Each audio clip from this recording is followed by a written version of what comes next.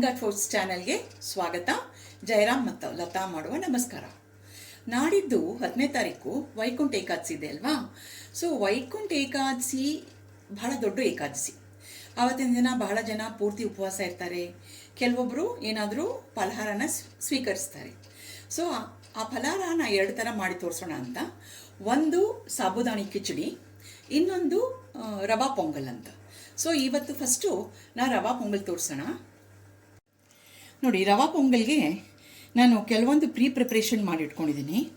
ಈ ಕಪ್ ಇದೆಯಲ್ಲ, ಈ ಕಪ್ ಸೈಜಲ್ಲಿ 3/4 ಕಪ್ಪು ಹೆಸರುಬೇಳೆ ತೊಗೊಂಡಿದ್ದೀನಿ. ಅದೇ ರೀತಿ 3/4 ಕಪ್ಪು ಉಪ್ಪಿಟ್ಟು ರವೆ, ಅಂದರೆ ಬಾಂಬೆ ರವೆ ಅಂತಾರಲ್ಲ, ಅದು ತೊಗೊಂಡಿದ್ದೀನಿ. ಈ ಹೆಸರುಬೇಳೆನ ಮೊದಲೇ ಕ್ಲೀನಾಗಿ ನಾನು ತೊಳ್ಕೊಂಡು ತಿಳಿ ನೀರು ಬರೋವರೆಗೂ ತೊಳೆದುಬಿಟ್ಟು ಕುಕ್ಕರ್ ಒಳಗೆ ಇದಕ್ಕೆ 1/4 ಕಪ್ ಇರೋದಕ್ಕೆ ನಾನು ಇದರಲ್ಲಿ 2 ಕಪ್, ಒಂದೇ ಅಳತೆ ಕಪ್ ಇದು, 2 ಕಪ್ಪಷ್ಟು ನೀರು ಸೇರಿಸ್ಕೊಂಡು ಒಂದು ಚೂರು ಅರಿಶಿನ ಹಾಕಿ 4 ಸಲ ಬಿಸಿಲು ಮಾಡಿಸ್ಕೊಂಡು ಈಗ ರೆಡಿ ಮಾಡಿ ಇಟ್ಕೊಂಡಿದ್ದೀನಿ. ಸೊ ನಮ್ಮ ರವಾ ಪೊಂಗಲ್ದು ಒಂದು ಭಾಗ ಮುಗೀತು. ನೆಕ್ಸ್ಟು ರವೆ ಹುರ್ಕೊಳ್ಳೋದು ತೋರಿಸ್ತೀನಿ. 3/4 ಕಪ್ ಹೆಸರುಬೇಳೆ ಏನು ತೊಗೊಂಡಿದ್ನಲ್ಲ, ಅದು ಕುಕ್ಕರಲ್ಲಿ 2 ಕಪ್ ನೀರು ಹಾಕ್ಕೊಂಡು ಬೇಯಿಸ್ಕೊಂಡು ಈ ಕನ್ಸಿಸ್ಟೆನ್ಸಿ, ಅಂದರೆ ಸಾಫ್ಟಾಗೇ ಆಗಿದೆ. ಇದು ಬೆಂದಾದಮೇಲೆ ಈ ಮ್ಯಾಶರ್ ಇದೆಯಲ್ಲ, ಇದನ್ನು ತೊಗೊಂಡು ಇದರೊಳಗೆ ಚೆನ್ನಾಗಿ ಮ್ಯಾಶ್ ಮಾಡಿದ್ದೀನಿ. ರವಾ ಪೊಂಗಲ್ ಆಗಿರೋದ್ರಿಂದ ನಮ್ಮ ಹೆಸರುಬೇಳೆ ಕಾಳಾಗಿದ್ರೆ ಚೆನ್ನಾಗಿರಲ್ಲ, ಮ್ಯಾಶ್ ಮಾಡಿದ್ರೆ ಚೆನ್ನಾಗಿರುತ್ತೆ ಅಂತ ಇದನ್ನು ತೊಗೊಂಡು ಚೆನ್ನಾಗಿ ಮ್ಯಾಶ್ ಮಾಡಿಟ್ಟಿದ್ದೀನಿ. ಈ ನಾನು 3/4 ಕಪ್ ಅಂದರೆ ಅಂದಾಜು ತೂಕದ ಪ್ರಕಾರ 150 ಗ್ರಾಮ್ ಅಷ್ಟು ಬರುತ್ತೆ. ಹೆಸರುಬೇಳೆನೂ 150 ಗ್ರಾಮು, ರವೆನೂ ಉಪ್ಪಿಟ್ಟು ರವೆನೂ 150 ಗ್ರಾಮ್ ಇದೆ. ಇದನ್ನು ಒಂದು ಪಕ್ಕಕ್ಕೆ ಇಟ್ಬಿಟ್ಟು ಈಗ ರವಾ ಪೊಂಗಲ್ಗೆ ರವೆ ಹುರ್ಕೊಂಡ್ಬಿಡೋಣ. ಬಾಣಲೆನಲ್ಲಿ 3 ಟೀ ಸ್ಪೂನಷ್ಟು ತುಪ್ಪ ಹಾಕ್ಕೊಂಡಿದ್ದೀನಿ. ಅದಕ್ಕೆ 1 ಟೀ ಸ್ಪೂನಷ್ಟು ಜೀರಿಗೆ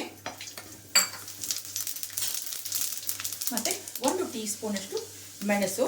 ಆ ಮೆಣಸನ್ನು ಸ್ವಲ್ಪ ಜಜ್ಕೊಂಡಿದ್ದೀನಿ, ಅರ್ಧ ಜಜ್ಕೊಳ್ಳೋ ಹಂಗೆ ಮಾಡಿದ್ದೀನಿ, ಸೊ ದಟ್ ಅದ್ರ ಸಾರಾಂಶ ಪೂರ್ತಿ ಬರಲಿ ಅಂತ. ಮತ್ತು ಒಂದು 4 ರಿಂದ 5 ಹಸಿಮೆಣಸಿನ್ಕಾಯಿ ಉದ್ದುದ್ದಕ್ಕೆ ಸೀಳ್ಕೊಂಡು ಹಾಕ್ಕೊಂಡಿದ್ದೀನಿ. ಲೋ ಫ್ಲೇಮಲ್ಲೇ ಹುರ್ಕೊಳ್ಳಿ. ಮತ್ತು ಒಂದು 2 ಇಂಚು ಶುಂಠಿ. ಈ ಇದು ಪೊಂಗಲ್ಗೆ ನಮಗೆ ಜೀರಿಗೆ ಮತ್ತು ಮೆಣಸು, ಶುಂಠಿ ಅದೆಲ್ಲ ಭಾಳ ಮುಖ್ಯ. ಆ್ಯಕ್ಚುಲಿ ನಮಗೆ ಖಾರ ಬರೋದೇ ಮೆಣಸಿಲ್ಲ, ಬಟ್ ಆದರೂ ಒಂದು ಸ್ವಲ್ಪ ಹಸಿಮೆಣಸಿನಕಾಯಿ ಹಾಕ್ಕೊಂಡ್ರೆ ಚೆನ್ನಾಗಿರುತ್ತೆ ಅಂತ ಹಾಕ್ಕೊಂಡಿದ್ದೀನಿ. ಮತ್ತು ಒಂದು 2 ಎಸಳು ಕರಿಬೇವು.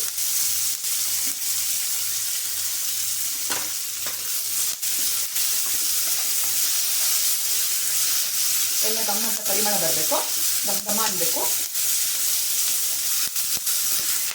ಮತ್ತು ಒಂದು 12 ರಿಂದ 15 ಗೋಡಂಬಿ ಪೀಸ್ಗಳು ಪೀಸ್ ಮಾಡಿಟ್ಕೊಂಡಿದ್ದೀನಿ. ಗೋಡಂಬಿ ಇಚ್ಛಾನುಸಾರ. ಹೌದು, ನಾನು ಒಂದು 15 ಇಟ್ಕೊಂಡಿದ್ದೀನಿ ಅಷ್ಟೇ. ಗೋಡಂಬಿ ಸ್ವಲ್ಪ ಕೆಂಪು ಬಣ್ಣ ಬರಬೇಕು. ಆದಷ್ಟು ತುಪ್ಪದಲ್ಲೇ ಹುರಿರಿ. ತುಪ್ಪದಲ್ಲಿ ಹುರಿದ್ರೆ ಅದ್ರ ಘಮನೇ, ಪೊಂಗಲ್ದು ಘಮನೇ ಬೇರೆ ಇರುತ್ತೆ, ಟೇಸ್ಟ್ ಚೆನ್ನಾಗಿ ಬರುತ್ತೆ. ಹಾಗಾಗಿ ಈ ಕರಿಬೇವು ಕೂಡ ಚಿಟಪಟಿ ಅಂತಿದೆ.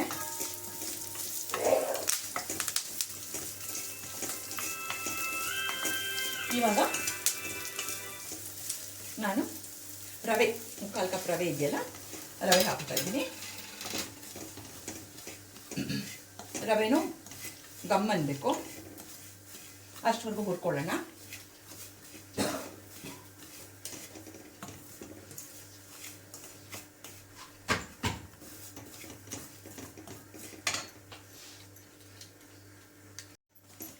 ರವೆ ಚೆನ್ನಾಗಿ ಹುರಿದಿದೆ, ಹಗುರವಾಗಿದೆ. ಈಗ ಗ್ಯಾಸ್ ಆಫ್ ಮಾಡಿಬಿಡ್ತೀನಿ. ಆಫ್ ಮಾಡಿಬಿಟ್ಟು ಒಂದು ಸ್ವಲ್ಪ ತೆಂಗಿನಕಾಯಿ ತುರಿ. ಈ ತೆಂಗಿನಕಾಯಿ ತುರಿ ಆಪ್ಷನಲ್ಲು, ಬೇಕಾದರೆ ಹಾಕೋಬೋದು, ಇಲ್ಲಾಂದರೆ ಇಲ್ಲ.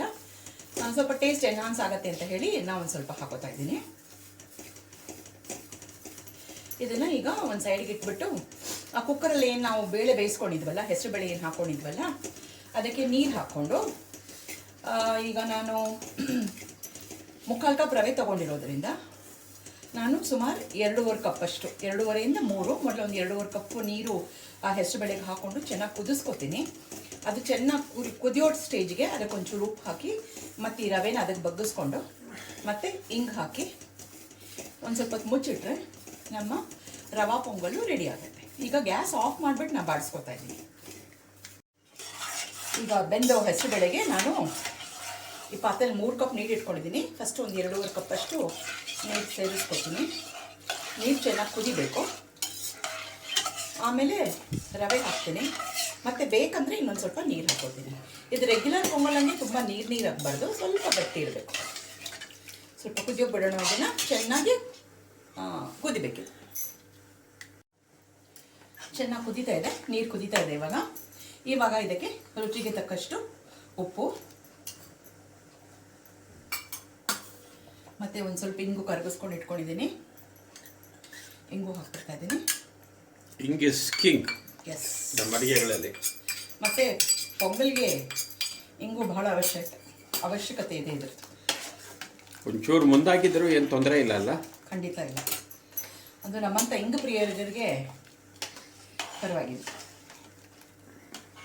ಇವಾಗ ಇದು ಚೆನ್ನಾಗಿ ಕುದೀತಾ ಇದೆ. ಈ ರವೆ ಮಿಶ್ರಣನೂ ಬಿಸಿ ಇದೆ.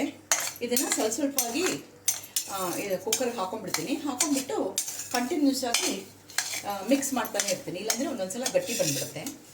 ಅದಕ್ಕೋಸ್ಕರ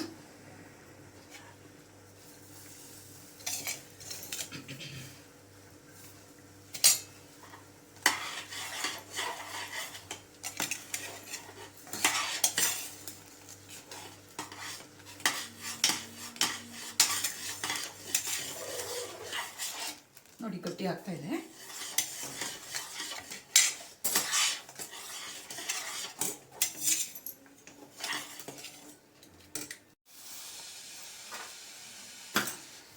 ನೋಡಿ ಹೀಗೆ ಗಟ್ಟಿಯಾಗಿದೆ. ಇವಾಗ ಈ ಟೈಮಲ್ಲಿ ನಮ್ಮ ಮನೆ ರೂಢಿ ಪ್ರಕಾರ ಒಂದು ಚಿಟಕಿ ಸಕ್ಕರೆ ಆಪ್ಷನಲ್ಲು. ಹೌದು. ಮತ್ತು ಇನ್ನೊಂದು 2 ಸ್ಪೂನ್ ತುಪ್ಪ ಹಾಕೋತಾ ಇದ್ದೀನಿ.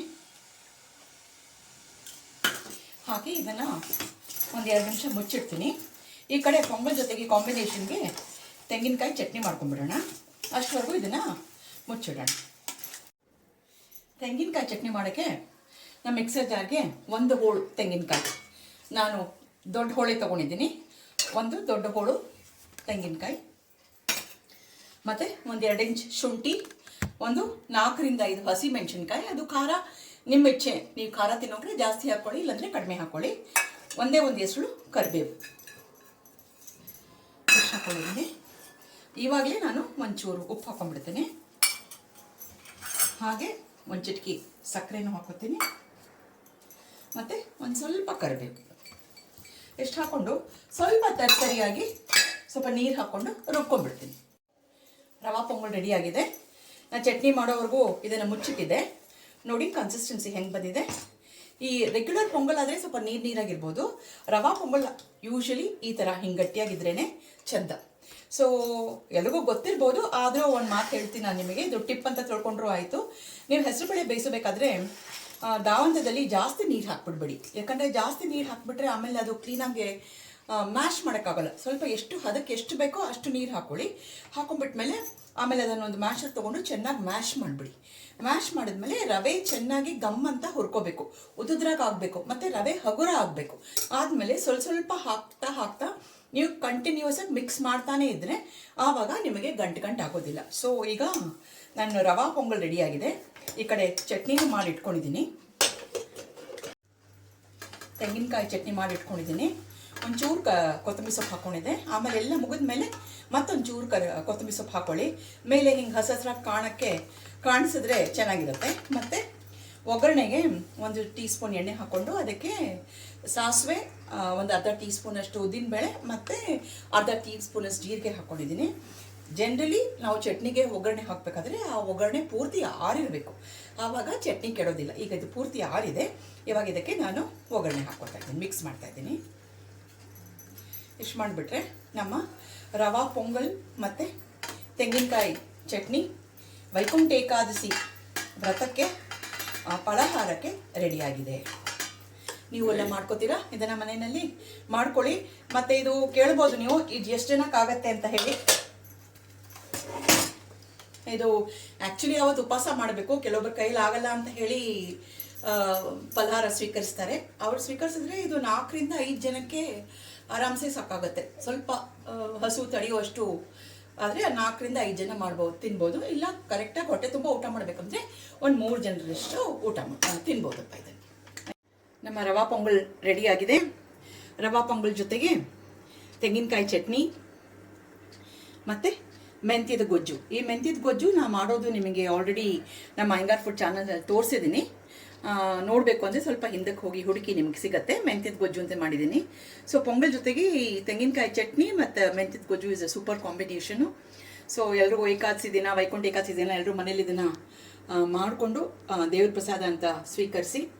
ಸೊ ಫೈನಲಿ ಏನು ಹೇಳಬೇಕು ಅಂದರೆ, ನಮ್ಮ ಅಯ್ಯಂಗಾರ್ ಫುಡ್ ಚಾನಲ್ಸ್ನ ಎಲ್ಲರೂ ವಿಡಿಯೋನ ಪೂರ್ತಿ ಕೊನೆವರೆಗೂ ನೋಡಿ, ಲೈಕ್ ಮಾಡಿ, ಶೇರ್ ಮಾಡಿ, ಸಬ್ಸ್ಕ್ರೈಬ್ ಮಾಡಿ. ಇದೇ ರೀತಿ ನಿಮ್ಮ ಸಪೋರ್ಟ್ ನಮಗೆ ತೋರಿಸ್ತಾ ಇರಿ. ಸೊ ಮುಂದಿನ ವಿಡಿಯೋವರೆಗೂ ಧನ್ಯವಾದಗಳು ಜಯರಾಮ್ ಮತ್ತು ಲತಾ ಕಡೆಯಿಂದ. ಮುಂದಿನ ವಿಡಿಯೋಲಿ ಸಿಗೋಣ. ನಾವೊಂದು ಮಾತು ಹೇಳ್ಬೋದಾ? ಹೇಳ್ಬಿಡ್ತೀನಿ. ಇದು ವೈಕುಂಠ ಏಕಾದಶಿ ಒಂದೇ ಅಂತಲ್ಲ, ಯಾವುದೇ ಏಕಾದಶಿಗೆ ನೀವು ಪಲಹಾರ ಮಾಡಬೇಕು ಅಂದರೆ ಇದನ್ನು ನೀವು ಮಾಡ್ಬೋದು. ಪ್ರಿಪೇರ್ ಮಾಡಿಕೊಂಡು ಮನೆಯಲ್ಲೇ. ಇದೆಲ್ಲ ಹೋಟ್ಲಲ್ಲಿ ಸಿಗೋದಿಲ್ಲ, ಖಂಡಿತ ಸಿಗೋದಿಲ್ಲ. ಅದರಿಂದ ಮನೆಯಲ್ಲೇ ಮಾಡಿಕೊಂಡು, home food is healthy food ಅಂತಾರೆ. ಆ ರೀತಿ ಮನೆಯಲ್ಲೇ ಮಾಡಿಕೊಂಡು ಲೈಫ್ನ ಎಂಜಾಯ್ ಮಾಡಿ. ಮತ್ತು ಇದು ಬರೀ ನೀವು ಹೇಳೋ ಹಾಗೆ ಏಕಾದಶಿ ಅಂತಲ್ಲ, ಯಾವ ವ್ರತ ಭಾಳ ಜನ ಮಂಗಳವಾರ, ಸೋಮವಾರ, ಮತ್ತು ಸಂತೋಷಿ ಮಹಾವ್ರತ ಅಂತ ಶುಕ್ರವಾರ, ಶನಿವಾರ ಉಪವಾಸ ಇಡೋರು ಇರ್ತಾರೆ, ಗುರುವಾರ ರಾಘವೇಂದ್ರ ಸ್ವಾಮಿಗೆ ಇಡೋರು ಇರ್ತಾರೆ. ಯಾರು ವ್ರತದಲ್ಲಿ ಇರ್ತಾರೋ, ಅನ್ನ ಭಿನ್ನ ಅನ್ನಂಗೆ ಅನ್ನ ತಿನ್ನಬಾರ್ದು ಅಂತಾರೋ ಅವರು ಈ ಥರ ರವಾ ಪೊಂಗಲ್ ಮಾಡಿಕೊಂಡು ಅಥವಾ ಸಾಬುದಾನ ಕಿಚಡಿ ಇನ್ನೊಂದು ಮಾಡಿದ್ದೀನಲ್ಲ, ಇದನ್ನು ಮಾಡಿಕೊಂಡು ದೇವ್ರ ಪ್ರಸಾದ ಅಂತ ಸ್ವೀಕರಿಸ್ಬೋದು. ಮತ್ತು ಇದು ಬ್ರೇಕ್ಫಾಸ್ಟ್ಗೂ ಮಾಡ್ಕೋಬೋದಲ್ವಾ? ಖಂಡಿತ. It's a easy and quick recipe. Yes ಖಂಡಿತ. ಓಕೆ, ಮುಂದಿನ ವಿಡಿಯೋಲಿ ಸಿಗೋಣ. ನಮಸ್ಕಾರಗಳು. Thank you. ನಮಸ್ಕಾರ.